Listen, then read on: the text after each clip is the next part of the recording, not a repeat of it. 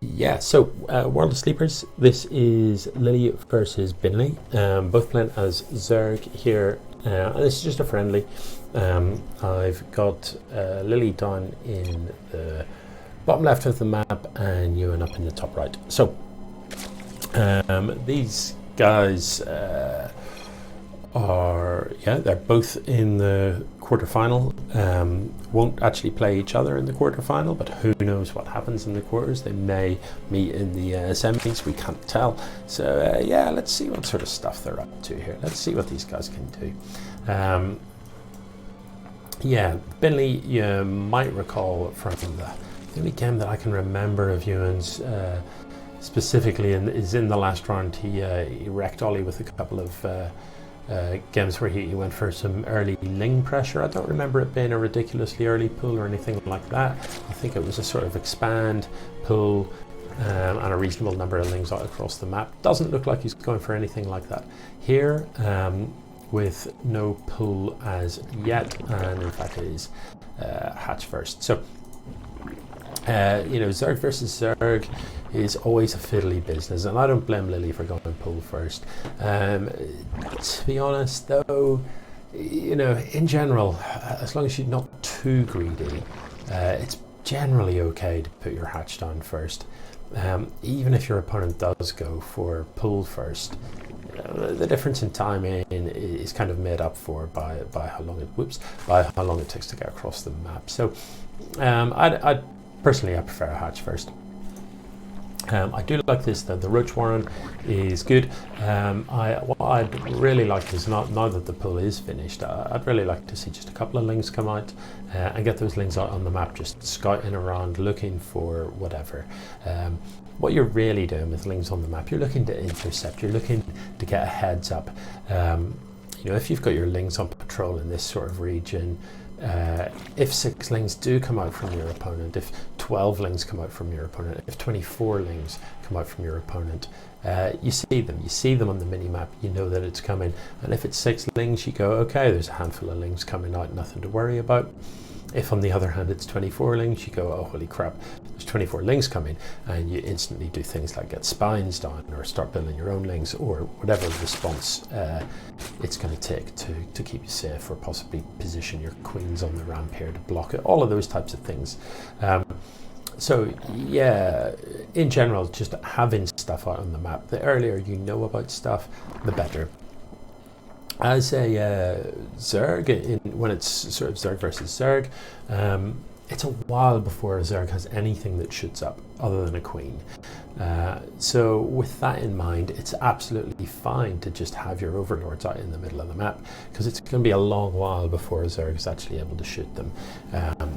Queens aren't going to leave creep, basically, because they move so very slowly.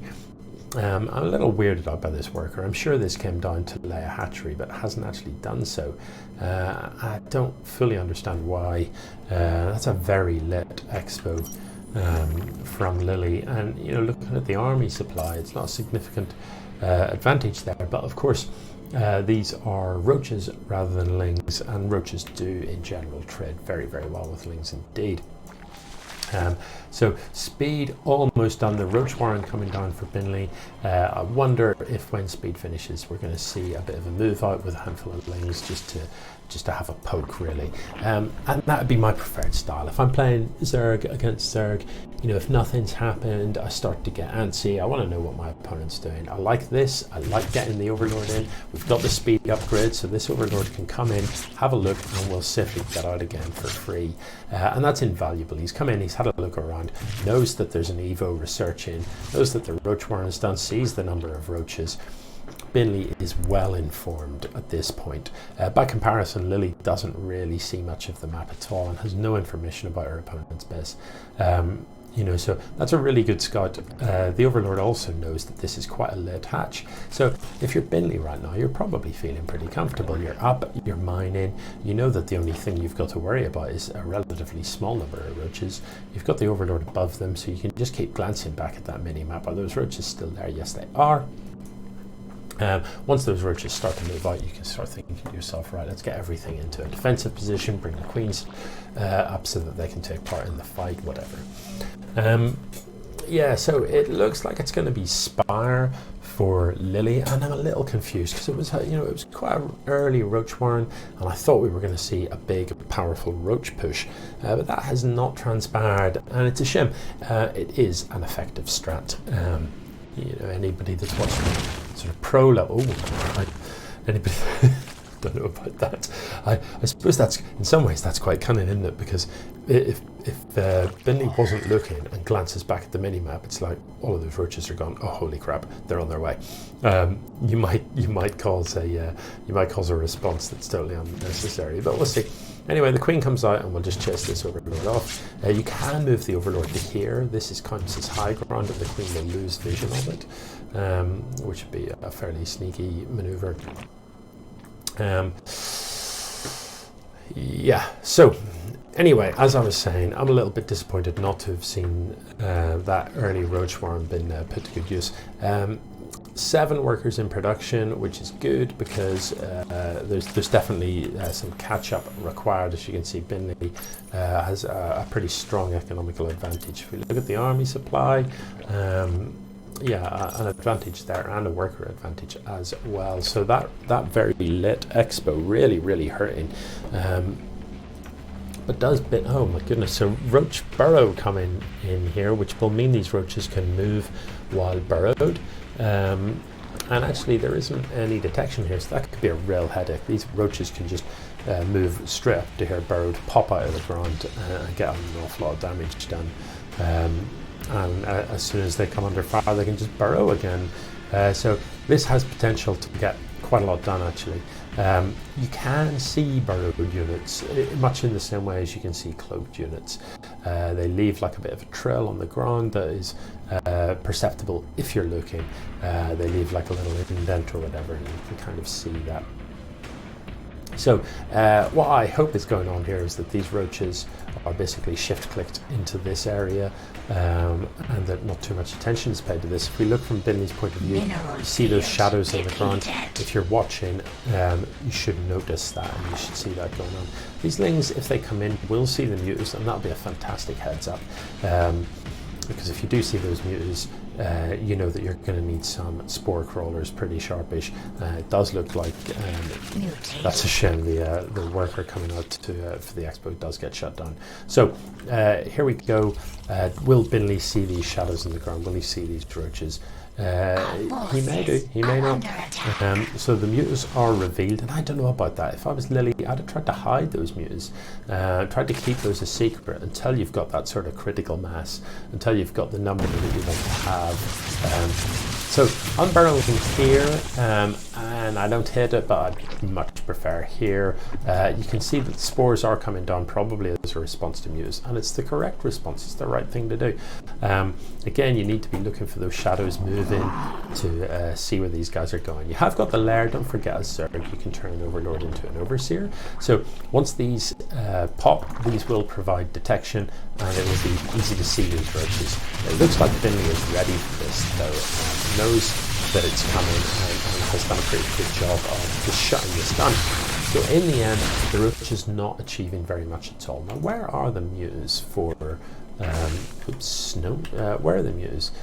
There's only 6 mutas on the map. Again, slightly surprised because the spire has been up for some time. The mutas are revealed. As units go, there are few things as useless for best defense as mutas. You don't want mutas at home. The whole point of mutalisks is that they're fast, they fare pretty well against light units, they're not great in a straight up fight.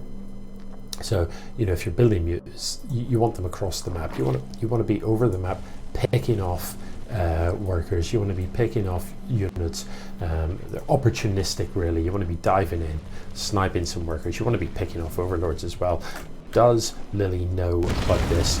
She absolutely will now, as the noise alerts you. So a lot of roaches are going to come out of here.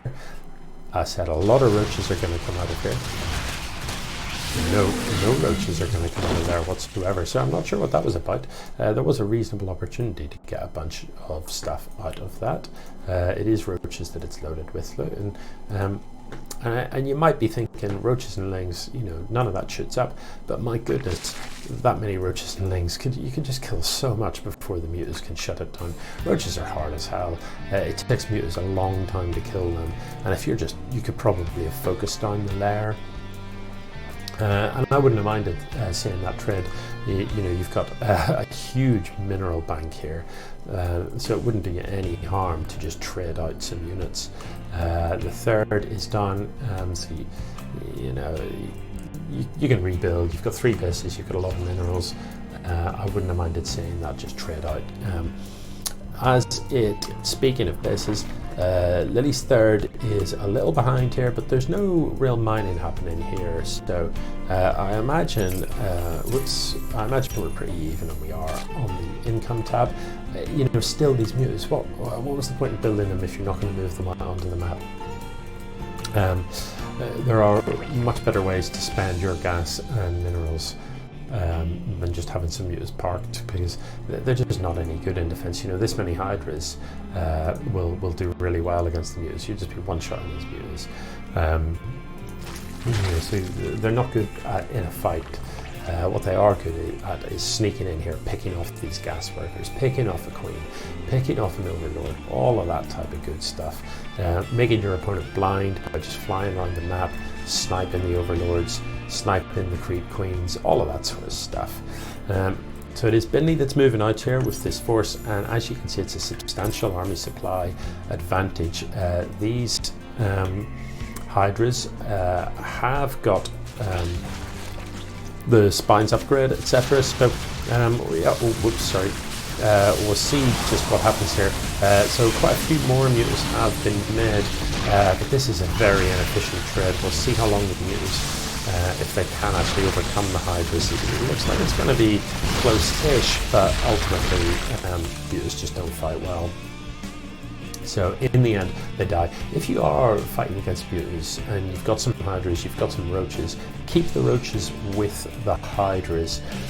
I know what you're thinking. You might be thinking, well, the roaches don't shoot up, so what's the point in that? The point is you want to keep your hydras alive. Mutas do splash damage in a kind of a slightly interesting way. It's not splash per se.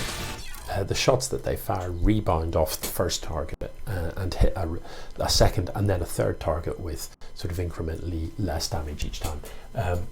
So if you have roaches in with the hydras, those rebound shots are absorbed by the armored roaches, and so they're, you know, roaches are much tougher than hydras when it comes to taking damage. So that's what you want. So having the roaches, as weird as it may seem, having the roaches in with the hydras actually helps keep those hydras alive against the mutas. Anyway, that was the first game. It goes to Binley. GG.